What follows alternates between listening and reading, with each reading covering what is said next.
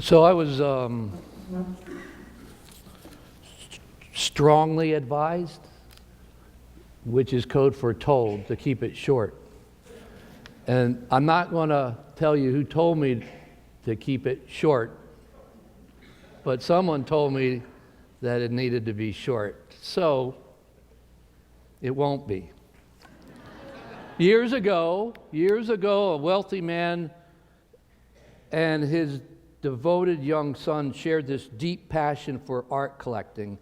And together they traveled around the world, adding only to the finest art treasures to their collections, priceless works by Picasso and Van Gogh and Monet and many other artists adorned their walls. The widow father was very pleased that his only child also shared the passion of collecting art. The day came when the country was engulfed in the war, and his young son left the country. And after only a few short weeks, his father received word that his beloved son had been killed while carrying a fellow soldier to the medic. Well, that Christmas morning, a knock came on the door, and the old man opened it up, and he was greeted by a soldier with a large package in his hand.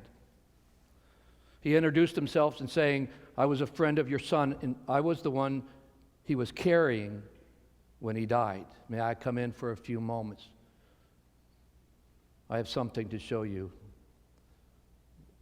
The soldier presented the package, and he said, I'm an artist, and I want to give you this. So the old man unwrapped this package, and the paper gave way to reveal a portrait of his son.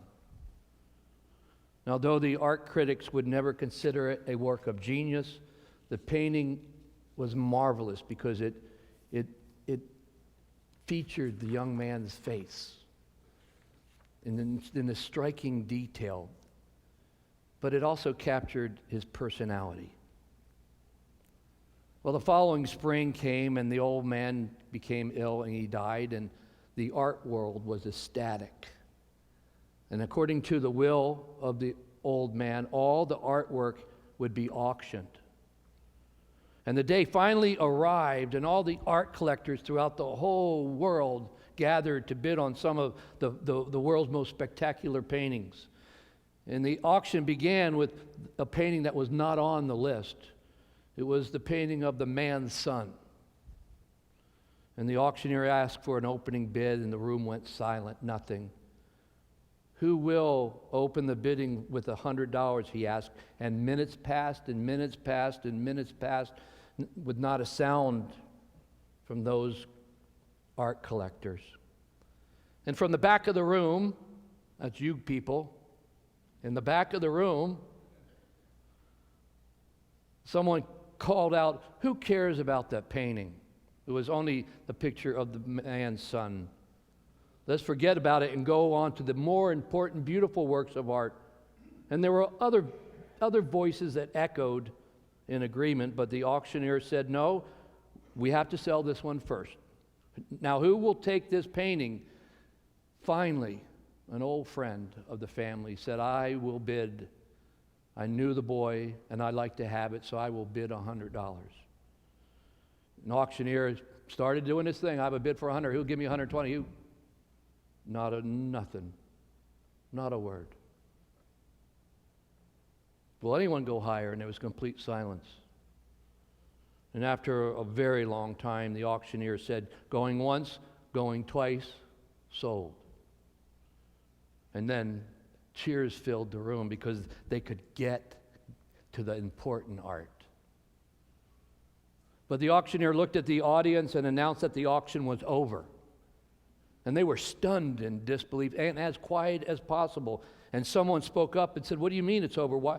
We didn't come here for a picture of some old guy's son. What about all the paintings? There are millions of dollars worth of paintings.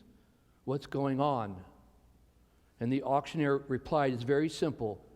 According to the will of the Father, whoever takes the Son gets it all. You know, that's Christmas gift, is that God wants us to get it all. And the all we get is connecting with this babe, this young child born of Bethlehem, who ultimately embodies all of who God is. And I just think that's pretty amazing. We can have all that God desires for us, all of it. And I know that all the powers and the principalities of the world makes it more difficult for us to embrace God's gifts to us. And I know the demands of our everyday lives warrant only enough energy to get through the day. And I know that we are often more suspicious than passionate about receiving all that God gives. But even in the midst, Christmas gives us the opportunity to always remember what we get. We get to embody a word made flesh. We get to live with Christ.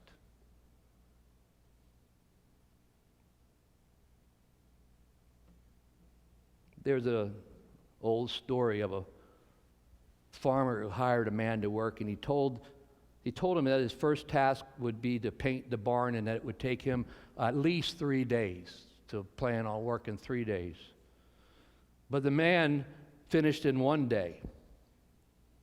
And the farmer said to him, let's see, why don't we get you to cut some wood? Telling him that would at least take 4 more days. That's how much wood he needed. And the hired man finished in a day and a half. So the next task that the hired man was asked to do was to sort out a large pile of potatoes.